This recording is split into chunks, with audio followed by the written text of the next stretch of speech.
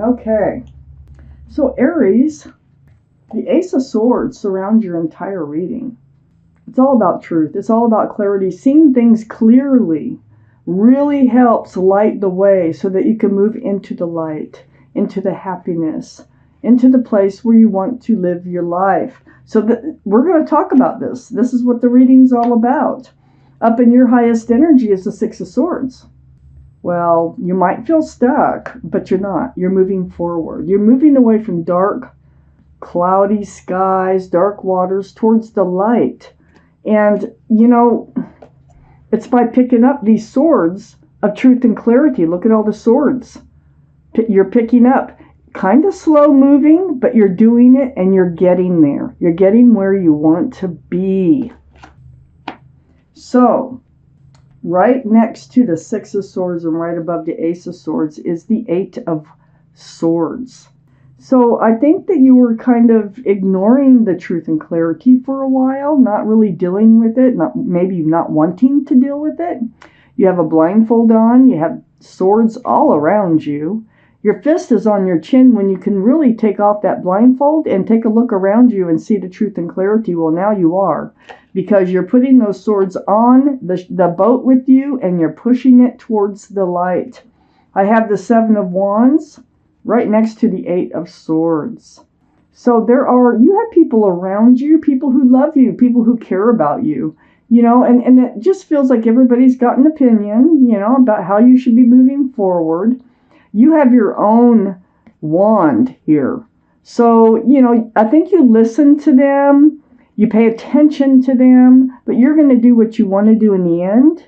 But you may accept some of this advice that's coming in helping you to move forward. I have the Five of Swords under the Six of Swords next to the Ace of Swords. We have a lot of swords in your reading so far. So the Five of Swords, there you are, picking up those swords of truth and clarity. That's actually coming out of the Eight of Swords. And you're letting an old energy leave the scene. They're leaving your energy. So this is going to help you. This is helping you move forward towards the light, towards where you want to be in your life. And on the other side of the Ace of Swords is the Seven of Swords. Under the Seven of Wands, more swords, but these are deceitful swords. It's like hiding something. I think there was someone in your life. I think that's the energy that you're letting fade off into the distance because you are now becoming more and more clear about things. So somebody was being deceitful, but you're letting them go. I have the Two of Swords under the Five of Swords. You weren't dealing with that Five of Swords. It's like, I think you knew what you needed to do. You got the Moon. The Moon is enlightening you, okay? You were protecting your heart. You got your swords up in self-defense, but you weren't really paying attention to the truth and clarity because you didn't want your heart to get hurt. Now you are. You no longer have a blindfold on with the Five of Swords here. You're very much aware, and you're picking them up. You're gathering them up. I have the Four of Wands next to the Two of Swords and under the Ace of Swords. Oh, this is a soulmate. You know, I think there's a soulmate coming in now. I think you're heading towards, when you reach this place of the light where you want to be, I think there's a soulmate out there waiting for you. I'll see the 1111. It's a very strong connection. There's a lot of joy. There's a lot of love. There's a lot of celebration in this card. Wow. You've waited for this soulmate to come in. You waited with the Seven of Swords. Whoever this was probably gave you some type of hope of commitment or security or stability, but it never came to fruition. Because I see you spending a lot of time with that Seven of Swords energy and nothing happening. So it's right next to the Four of Wands. I feel like this is what's going to be happening. There's somebody coming in, and I think they're who you've been waiting for. You may not know who that is, but they're coming in. For Aries, please. There's the Queen of Wands, which can be a card for Aries. I need a couple more cards here. There we go. I got one extra, so we will read it. I have the Wheel The Wheel of Fortune, the universe, right next to the Seven of Wands.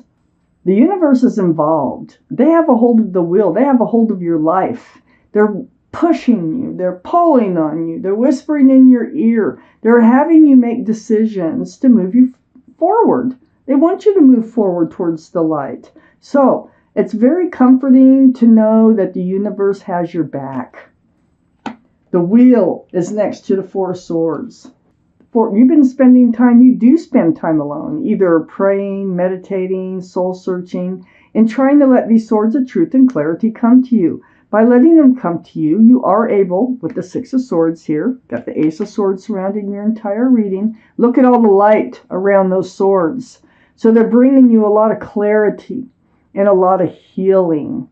So you are healing from heartache, you're healing from the wrong swords being in your life, the Seven of Swords. There might have been third party with this sword, with this Three of Swords. But whatever it was, you're letting that old energy go. With that Five of Swords, you have so many swords in your reading. So you are moving towards a place where you want to be in your life.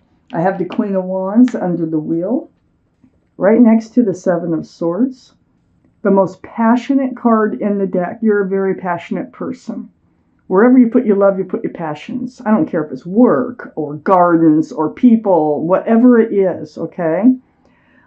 This is Aries, Leo, or Sagittarius. One of those might be strong in someone else's chart, too, around this reading. But you're holding a staff of fresh starts and new beginnings. You are so ready to move forward. Right under the wheel. They know you're ready to move forward. And they are helping you to move forward. You may not be moving forward as fast as you like to move forward because we have the Six of Swords here. It is kind of a learning process in picking up all these swords of truth and clarity to get you where you want to be.